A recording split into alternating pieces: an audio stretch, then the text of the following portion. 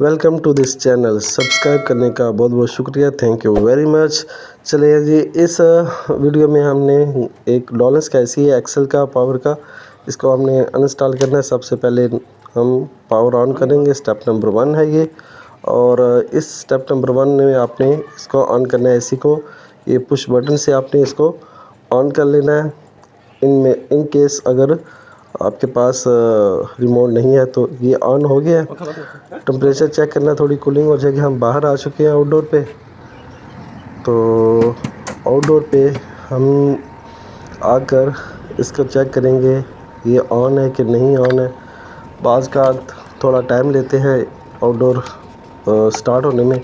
अगर ये ऑन है तो वेल एंड गुड, आप इसके कैप को, कवर को हटाएंगे और यहाँ पे जो पाइप कनेक्ट हुए हुए हैं इनडोर से आके आउटडोर के साथ, वो करेंगे। तो ये वाला जो पाइप अभी खोल रहा हूँ, ये कैप है डिस्चार्ज लाइन का, जो बारीक होती है दूसरी लाइन से। तो इसको आपने क्लॉकवाइज बंद करना शुरू कर देना है और इसको आपने अच्छी तरह से बंद करना है, टाइट करना है।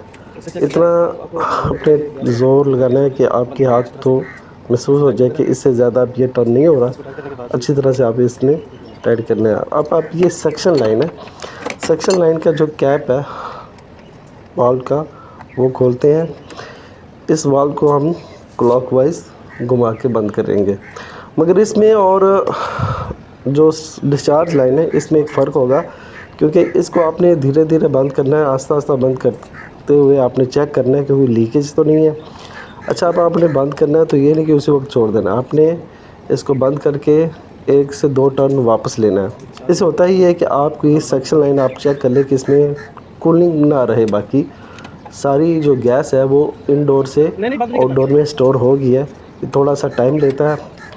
तो डिस्चार्ज लाइन को अच्छी तरह से बंद करने के बाद हम सेक्शन लाइन को 1-2 दफ़ा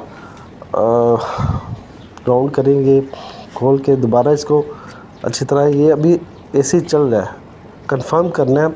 और उसको थोड़ा सा लूज़ रह जाए तो वो गैस जो है इनडोर की तरफ या पाइप में रह जाती है, इसलिए कंफर्म करना होता है 1-2 दफ़ा। आप इसको अच्छी तरह से कंफर्म करने के लिए अब हमने इसको टाइट कर चुके हैं। इनके कैप को वापस लगाएंगे, गैस स्टोर हो चुकी है तो इसकी साउंड भी चेंज हो जाएगी। अभी स्टेप नंबर 3 जो है, आपने अंदर आना और इसको जैसे ऑन किया तो वैसे ही आपने टर्न ऑफ कर देना है एसी।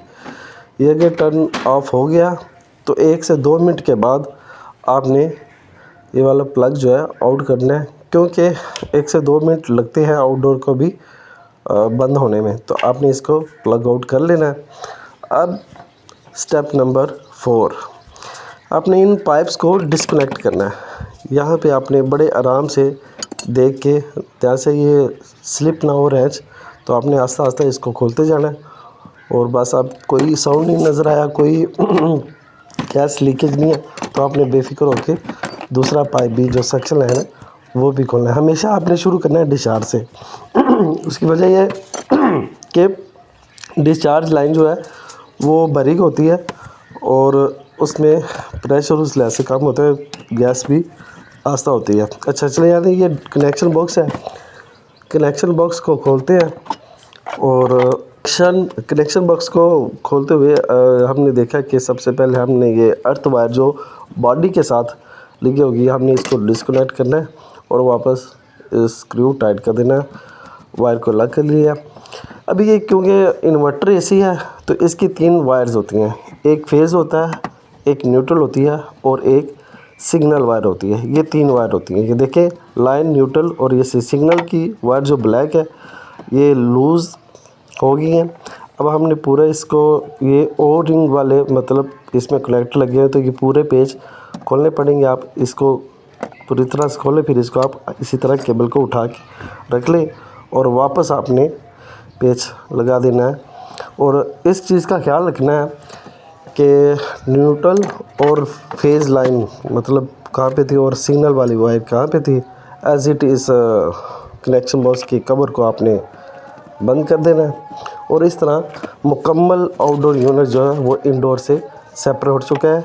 अब इसका कवर आपने, जो कनेक्शन पाइप है, जो ये वाल्व्स है, इनका कवर आपने दोबारा से लगा देना है और इस तरह से हमारा स्टेप नंबर 4 जो है वो पूरा हुआ है। इस पे थोड़ा जी अभी तक जिन लोगों ने सब्सक्राइब नहीं किया ज़रूर सब्सक्राइब करें चैनल को। और अब हम स्टेप नंबर 5 पर आ गए हैं।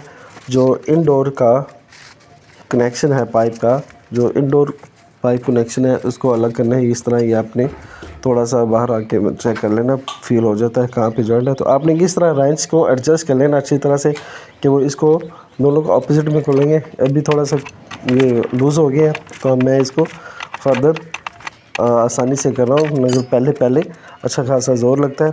आपने इसको ऐसे एंटी क्लॉकवाइज इसको खोल लेना। इसी तरह ही आपने छोटे पाइप को दोनों रेंचों के साथ लूज़ करके उसके बाद आपने इसको ऐसे ओपन करना। ये अलग होगी, ये पाइप अलग होगी इंडोर और आउटडोर से, इसको हम अलग कर देते हैं। और अब ये ड्रेन पाइप है, ड्रेन पाइप को भी हम यहाँ से अलग कर सकते हैं, करना चाहे तो कर ले, अदरवाइज़ ज़रूरत नहीं पड़ती। अच्छा ये जो केबल इंडोर के साथ कनेक्ट है, फिजिबिलिटी नहीं है तो हम अब क्या करेंगे, इसको उतारेंगे। स्टेप नंबर 6 है जी, हमने इसको बड़े बाईं तरफ से थोड़ा सा ऊपर उठा के हमने इसको घुमा लेना है और अच्छी तरह से पकड़ते हुए इस एसी को हमने नीचे लेके आना है। थोड़ा सा इसको हिलाएंगे, आस्ता आस्ता इसको बाहर की तरफ खींचेंगे। ये एसी हमारे पास नीचे आ गया। तो अब हमने इसके ये जो स्टेप नंबर 6 में ये रिमूव कनेक्शन वायर जो है, ये अगर आपकी ज़रूरत हो तो आप करें, अदरवाइज़ इसी तरह ही दोबारा इंस्टॉल हो सकता है किसी भी जगह पे जाके ये एसी। तो ये आपने इसी तरह 3 वायर्स जैसे ही आउटडोर में लगी हुई थी वैसे ही इंडोर में लगी होती है। तो आपने इन चीज़ को थोड़ा सा याद कर रखना है। तो इन वायर्स को खोलने के बाद आपने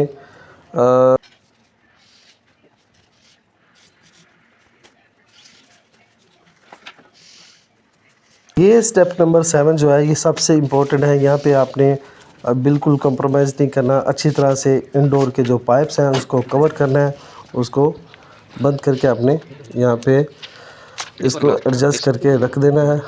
और इस तरह पूरी तरह से अलग हो गया।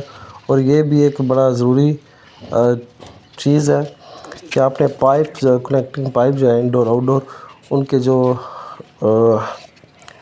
एंड्स है उनको अच्छी तरह से कवर करना है किसी शॉपर के साथ या किसी टेप के रैपिंग कर लेनी है। लास्ट स्टेप नंबर 8 है, वो है रिमूविंग इंडोर बेस प्लेट। तो हमने ये की लगे हुए हैं, तो आस्ता आस्ता इसको बड़े आराम से करना है। कोशिश करना है कि जो है बेस प्लेट है ज़्यादा टेढ़ी ना हो। तो होता ही है कि बाज़ का दोबारा रीइंस्टॉल करने में मुश्किल आ जाती है। एसी जो होता है वो दीवार के साथ चिपका नहीं, थोड़ा सा उठा रह जाता है।